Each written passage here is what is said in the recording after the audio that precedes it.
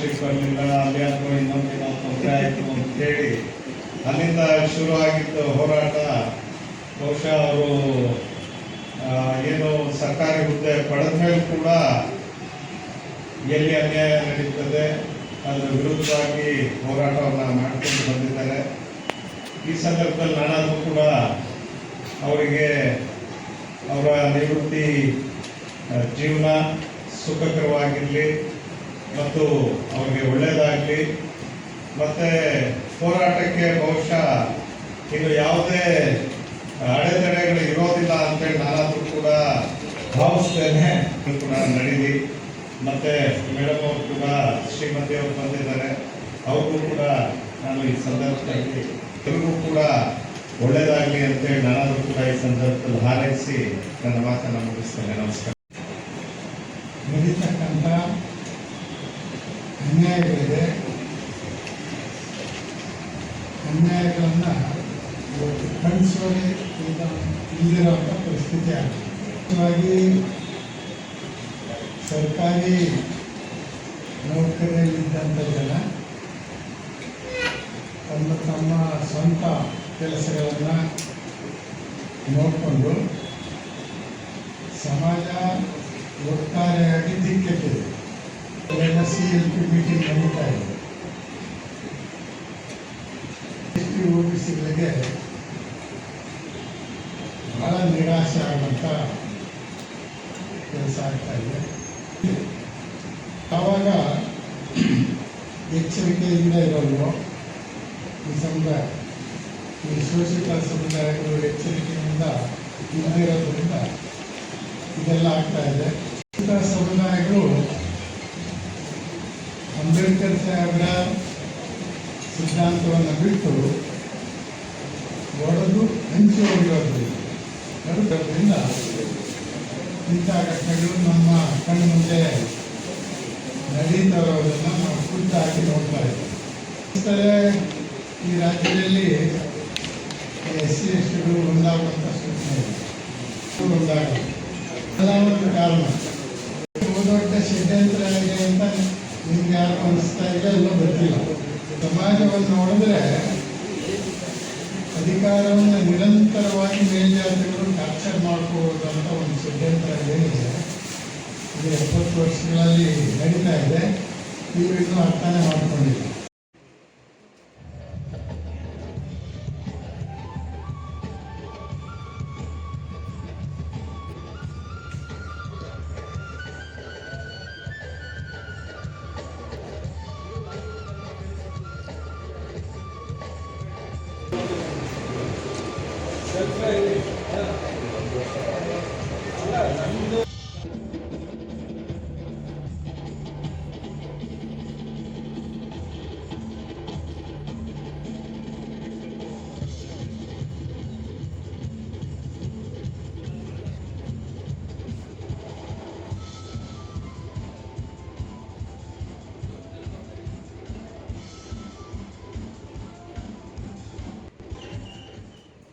ಕೆಲಸ ಸೇರ್ಕೊಂಡು ಅವ್ರ ಮನೆಯಲ್ಲೇ ಇದ್ದೆ. ಹಾಗಾಗಿ ನನ್ನ ಕಾಟ ಬಹಳ ಇತ್ತು. ಇವನು ಯಾಕೆ ಬರ್ತಾನೆ ನಮ್ಮ ಮನೆಗೆ, ಯಾರಾದ್ರೂ ಸೋದರ ಮಗನ್ ಮದುವೆ ಆಗ್ತಾರ, ಮದುವೆ ಆಗಲ್ಲ, ಆದ್ರೂ ಇವನು ಯಾಕೆ ಇರ್ತಾನೆ ಅಂತೇಳಿ ಓದ್ಬೇಕಾದ್ರೆ BUC ಓದ್ಬೇಕಾದ್ರೆ ನಮ್ಮ ಕಣ್ಣು ಮುಂದೆ ಬರ್ತಿದ್ದು ರಾಜೇಶ್ವರಿ. ಹಾಗಾಗಿ ನೀವ್ ಹೇಳಿದ್ರಲ್ಲ ಆತರ ಬೇರೆ ಕಡೆಗೆ ಎಲ್ಲೂ ಹೋಗಕ್ ಆಗ್ತಿಲ್ಲ, ಬಿಟ್ಬಿಟ್ಟು. ಬಟ್ ಅವ್ರ ಉತ್ತರ ಕೊಡ್ತಿರ್ಲಿಲ್ಲ. ಕೊನೆಗೆ ಒಂದಿನ ನಮ್ಮ ಅಣ್ಣ ಅವ್ರ ಮನೆ ಕರ್ಕೊಂಡು ಹೋದ್ರು. ಅವ್ರ ಮನೆ ಕರ್ಕೊಂಡು ಹೋಗ್ಬಿಟ್ಟು ಎಲ್ಲರೂ ನಾವು ದೊಡ್ಡವ್ರನ್ನೆಲ್ಲ ಕೂರಿಸಿ ಕೊನೆಗೆ ಒಪ್ಪಿಸ್ತು. ಹೇಗೋ ಆಯ್ತು, ಮದುವೆ ಆಗ್ತೀನಿ ಅಂತ ಒಪ್ಕೊಂಡು ಮದುವೆ ಆದ್ಮೇಲೆ ಅವ್ರು BUC ಓದೋ ಟೈಮಲ್ಲಿ ನಾನು ಮದುವೆ ಆದೆ. ಕೊನೆಗೆ ವಿದ್ಯಾಭ್ಯಾಸ ಮುಂದುವರಿಸೋದಕ್ಕೆ ಆಗಲಿಲ್ಲ. ಸೊ ಅಲ್ಲಿಂದ 1995 ಮೇ 3ನೇ ತಾರೀಕು, ಮೇ 2ನೇ ತಾರೀಕು ನಾನು ಹುಟ್ಟಿದೆ. ಮೇ 2ನೇ ತಾರೀಕು ಹುಟ್ಟಿದೆ, ಮೇ 3ನೇ ತಾರೀಕೆ ಇವಳು ಮದುವೆ ಆಗಿದೆ. ಇದು ತೊಂದರೆಗಳು ಕೊಟ್ಟಿದ್ದೀನಿ. ಒಂದು ಸ್ವಲ್ಪ ತೊಂದರೆ ಅಂದ್ರೆ ಏನು ಅಂದ್ರೆ ಸಿಟ್ಟು ಮನೋಭಾವ ನನಗೆ. ಏನೇ ಅದು ಸಿಟ್ಟು ಏನಕ್ಕೆ ಮಾಡ್ಕೊಳ್ತಿದ್ದೆ ಅಂದ್ರೆ ನನ್ನ ಮಕ್ಕಳನ್ನ ಸರಿ ನೋಡ್ಕೊಳ್ಳಿಲ್ಲ ಅಂದ್ರೆ ಹೊಡೆದ್ಬಿಡ್ತಿದ್ದೆ. ನನ್ನ ಮಗ ಇದ್ದಾನೆ, ಇವನ್ನ ಕರ್ಕೊಂಡು ಬೈಕಲ್ಲಿ ಮುಂದ್ಗಡೆ ಕೂರಿಸ್ಕೊಂಡು ಹೋಗ್ತಾ ಇದ್ರೆ ಅವನಿಗೊಂದು ಬಲ್ಲೂನ್ ತಗೊಂಡಿರ್ತೀನಿ. ಆ ಬಲ್ಲೂನ ಕೈಯಲ್ಲಿ ಹಿಂಗ್ ಹಿಡ್ಕೊಂಡು ಬರ್ತಾ ಇರ್ತಾರೆ, ಬೈಕ್ ಅಲ್ವಾ, ಅದು ಹಿಂಗ್ ಹಿಡ್ಕೊಂಡು ಬರ್ಬೇಕಾದ್ರೆ ರಬ್ಬರ್ ಅದು ಗಾಳಿಗೆ ಕಿತ್ತು ಬಿದ್ದೋಗೋದು. ಮಗನ ತಕ್ಕೊಟ್ರೆ ನೀನು ಅದನ್ನ ಸರಿ ಹಿಡ್ಕೊಂಡಿಲ್ವಲ್ಲ ಅಂತೇಳಿ ಇವಳಿಗೆ ಬೈಯೋದು. ಸೊ ಇಂದನೇ ನೋಡ್ಕೊಂಡಿದ್ದೀನಿ. ಶ್ರಮಜೀವಿ, ಬೆಳಿಗ್ಗೆಯಿಂದ ಸಾಯಂಕಾಲದವರೆಗೂ ಸಂಪೂರ್ಣವಾಗಿ ಮನೆ ಕೆಲಸಗಳು, ನನ್ನನ್ನು ನೋಡ್ಕೊಳ್ಳುವಂಥದ್ದು, ನನ್ನ ಮಕ್ಕಳನ್ನ ನೋಡ್ಕೊಳ್ಳುವಂಥ ಜವಾಬ್ದಾರಿಯನ್ನ ಸಂಪೂರ್ಣವಾಗಿ ನಿರ್ವಹಿಸಿದ್ದಾರೆ. ಅಂದ್ರೆ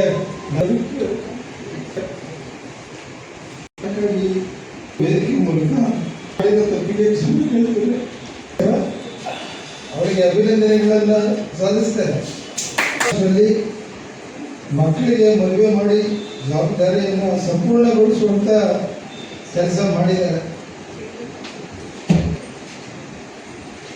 ನಿವೃತ್ತಿ ಆದರೂ ಕೂಡ ನಮ್ಮ ಮಕ್ಕಳ ಜವಾಬ್ದಾರಿಯನ್ನು ನಿರ್ವಹಿಸಿಲ್ಲ.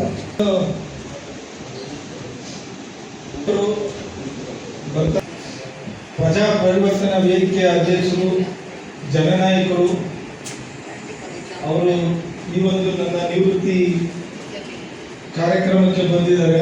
ಬಿ ಗೋಪಾಲ್ ಸಾಹೇಬರು, ಅವರಿಗೆ ಮತ್ತೆ ನಿಮ್ಮೆಲ್ಲರ ಪರವಾಗಿ ವೇದಿಕೆಗೆ ಸ್ವಾಗತಿಸ್ತೇನೆ. ಯಾವುದೇ ಜವಾಬ್ದಾರಿಗಳಿದ್ರೂ ಕೂಡ ಅವರು ವಹಿಸ್ಕೊಂಡಿದ್ದಕ್ಕಾಗಿ ನಾನು ಸಂಪೂರ್ಣವಾಗಿ ಸಂಘ ಸಂಸ್ಥೆಗಳಲ್ಲಿ ತೊಡಗಿಸಿಕೊಂಡು ನಾನು ಹೋರಾಟದಲ್ಲಿ ಭಾಗಿಯಾಗೋದಕ್ಕೆ ಕಾರಣ ಆಯಿತು. ಒಬ್ಬ ಸಂಸಾರಸ್ಥ ಹೆಂಡತಿ ಮಕ್ಕಳ ಜವಾಬ್ದಾರಿ ಹೊತ್ಕೊಂಡಿದ್ರು ಕೂಡ ಆ ಜವಾಬ್ದಾರಿ ನಿರ್ವಹಿಸುವ ಜೊತೆಗೆ ಬಾಬಾ ಸಾಹೇಬ್ ಅಂಬೇಡ್ಕರ್ ಅವರ ಚಿಂತನೆಯಲ್ಲಿ ಮುಳುಗಿ ಸಮುದಾಯದ ಒಳಿತಿಗಾಗಿ ಅನ್ಯಾಯಗಳ ವಿರುದ್ಧ ಹೋರಾಟ ಮಾಡೋದಿದೆಯಲ್ಲ, ಅದು ಬಹಳ ಮುಖ್ಯ ಅಂತ ಅನಿಸುತ್ತೆ.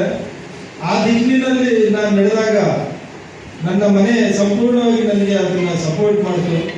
ಆ ಕಾರಣದಿಂದ ಇಲಾಖೆಯಲ್ಲಿ ಒಂದು ದೊಡ್ಡ ಹೋರಾಟಗಳನ್ನೇ ನಾವು ಮಾಡ್ಕೊಳ್ತಾ ಬಂದ್ವಿ. ತೊಡಗಿಸ್ಕೊಂಡು ನಾವು ಹೋರಾಟ ಮಾಡಬೇಕಾದ್ರೆ ನಾನು ಮನೆಗೆ ಹೋಗ್ತಿದ್ದದ್ದು ಸುಮಾರು 10 ಗಂಟೆ 11 ಗಂಟೆ ರಾತ್ರಿ ಆಗ್ತಿತ್ತು. ಬೆಳಿಗ್ಗೆ ಹೊರಡಬೇಕಾದ್ರೆ ಆಲ್ಮೋಸ್ಟ್ 7-8 ಗಂಟೆಗೆ ಹೊರಡ್ತಿದ್ದೆ. ನನ್ನ ಮಕ್ಕಳು ಚಿಕ್ಕವರಿದ್ದಾಗ ರಾತ್ರಿ ಹೋಗುವಾಗ ಅವರಿಬ್ರು ಮಲಗಿರ್ತಿದ್ರು. ಬೆಳಿಗ್ಗೆ ನನ್ನ ಮನೆ ಬಿಟ್ಟು ಹೊರಗಡೆ ಬರ್ಬೇಕಾದ್ರೆ ಅವರಿಬ್ರು ಮಲಗೇ ಇರ್ತಿದ್ರು. ಬಹಳಷ್ಟು ದಿನಗಳು ನನ್ನ ಮಕ್ಕಳು ನನ್ನ ನೋಡೇ ಇರಲಿಲ್ಲ. SC/ST ನೌಕರರುಗಳ ನ್ಯೂನತೆಗಳನ್ನು ಸರಿಪಡೋದಕ್ಕೋಸ್ಕರ ಜೀವನ ಸರ್ವಿಸ್ ಉದ್ದಕ್ಕೂ ನಾನು ದೊಡ್ಡ ಹೋರಾಟವನ್ನು ಮಾಡಿಕೊಂಡು ಬಂದೆ. ಆದರೆ ಆ ಹೋರಾಟದ ಫಲ ನನ್ನ ಜನಾಂಗದ ನೌಕರರಿಗೆ ಫಲ ಸಿಕ್ಕಿದೆ. ಅವರೆಲ್ಲ ಉನ್ನತ ಹುದ್ದೆಗಳನ್ನ ಪಡ್ಕೊಂಡು ಅವರು ನಿವೃತ್ತಿ ಆಗಿದ್ದಾರೆ. ಆ ತೃಪ್ತಿ ನನ್ನಲ್ಲಿದೆ.